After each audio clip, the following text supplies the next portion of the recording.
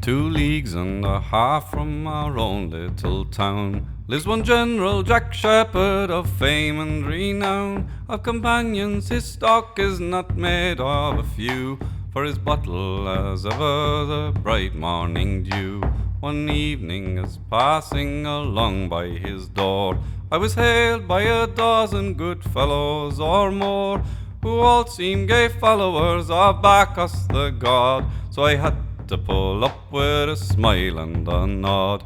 Now I too was one of that confederation of kings, queens and quakers who indulge in potation. The bottle went round like the wine cups of yore, till seedy beginners were stretched on the floor.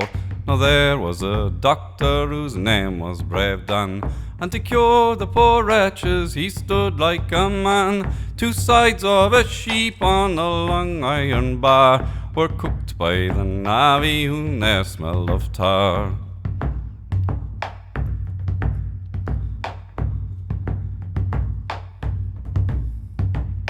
Now the feast board is laid and around it we wheel. Each man from his sheet draws a bright blade of steel. Without grace before meals or uncovered pails, we cut from the long bar dispensing with plates. Now the feasting is over, each man makes a toast, and the first one has come from the mouth of our host, who says as he holds up his bottle to view, may the sun never shine on this inspiring dew. Up spoke another who stood by my side, whose body was long and whose long legs were wide. Comrades, your glasses fill up to the brim. I've a toast to propose, do not think it a whim. Me name, as ye all know, is Edward or Ned. As you don't know, I'll tell you, I'm just going to wed. Here's to that girl in whose bosom love reigns. She's the pride of our town and the flower of the plains. We quaffed as we rose with a right ringing cheer, yet methought there was something in Dan's jealous leer, though he drank to the toast with a hearty goodwill. From his eyes a green monster looked savage and still.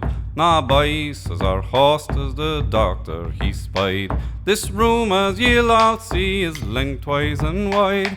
Come, let us finish this high jubilee with the game that comes after an Irishman's spree." The words were scarce ended when a bottle flew by, struck my hat and made blacker Ned's rolling dark eye.